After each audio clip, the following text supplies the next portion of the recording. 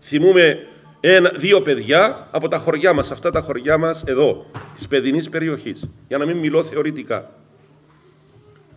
Ήταν τόσο ο πατέρας καταπιεστικός, που το αγόρι και το κορίτσι σηκωθήκαν και φύγαν από το σπίτι από τα 15 τους χρόνια και κοιμώντουσαν στη γιαγιά.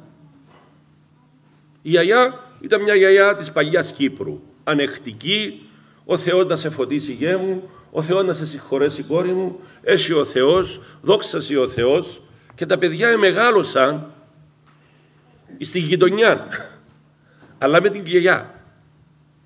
Οπότε πάω εγώ στο σχολείο, στο Λύκειο Παλιομετόχου, βρίσκω το κορίτσι εκεί. Τι μου, μπορώ να έρθω πάνω στην Ευρύχου να ξομολογηθώ? Έλα, να φέρω και τον αρφό μου, φέρτο. Και ξαφνικά διαπιστώνω αυτά τα παιδιά δεν μένουν με τους γονείς τους. Έκαναν την επανάστασή του και έφυγαν από τους γονείς.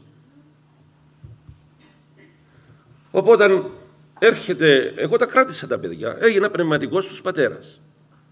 Μετά από ένα χρόνο έρχεται ένας κύριος, θυμωμένος, μου βγάλει τα γένια μου. Είμαι, λαλή μου, ο πατέρας αυτών των δύο νεαρών, μου λέει, που επεριμάζεψες. Του λέω, εσύ, η συμπεριφορά σου τα έδιωξε και πάει καλά που ευρέθη η κοτσάκαρη να τα αναγιώνει. Μα δεν υπήρχε συνεννόηση με τον άνθρωπο.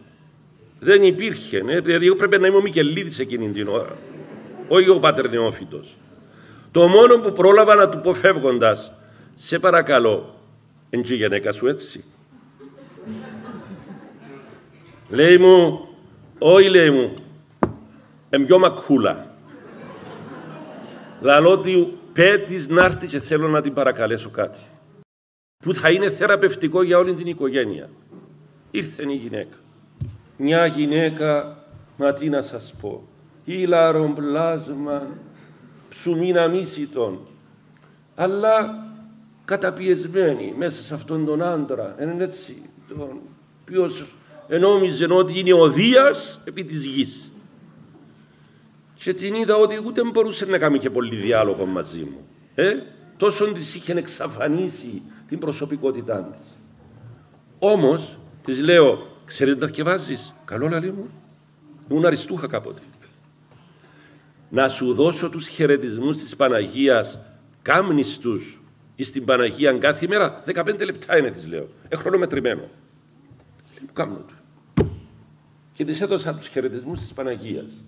Και της λέω, πριν να τους κάμνεις, θα λες της Παναγίας, Παναγία μου, σαν γονείς αποτύχαμε. Μόνον εσύ να αναλάβεις τα παιδιά μας. Αυτό μόνο. Και μετά ξεκίναμε αυτόν το πνεύμα της αποτυχεμένης μάνας, του αποτυχεμένου γονιού, να παρακαλά στην Παναγία με ύφος προσευχητικό και πονεμένο και ταπεινόν. Κατάλαβα, μου λέει, τη δουλειά μου, λέει, που έκαναμε εμείς να την κάνει η Παναγία. Έπιασε τους χαιρετισμούς και της είπα, έλα θέλεις, μετά από κανένα μήνα. Ήρθε μετά από κανένα μήνα, έγινε τίποτε δεν έγινε. Λέω, συνέχισε τους χαιρετισμούς, να σου δω και την παράκληση. Έκαμε και παράκληση η γυναίκα της Παναγίας. Μετά από λίγες μέρες ήρθαν τα παιδιά να με δουν. Μου λέει, τα παιδιά δεν ξέραν ότι εγώ βλέπω τους γονείς, ούτε τους είπα.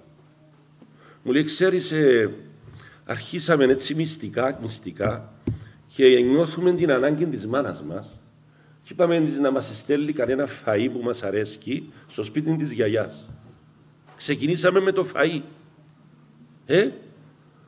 Τους λέω, είπες σας η ίδια τίποτε? Όχι, λέει, εμείς νιώσαμε ότι πρέπει να έχουμε μια σχέση με τη μάνα μας. Άκου τώρα η Παναγία που πήγαινε στα παιδιά και τους έβαλε καλό λογισμό, καλή επιθυμία, τα μακαρούνια του φούρνου. Και ξεκινήσαμε έτσι, από το φαΐν της μάνας. Ποιο είναι το τελικό αποτέλεσμα? Τα παιδιά επέστρεψαν στο σπίτι με αυτήν την προσευχητική στάση της μάνας και τώρα, χάρη τη Θεού, ο ένας είναι ένας ωραίος εκπαιδευτικός με 3 παιδιά και ο άλλος είναι ένας πολύ καλός δικηγόρος. με πολύ καλή σχέση με τον πατέρα του και την μάνα του. Αλλά όλα αυτά τα έκαμε η προσευχή της μάνας.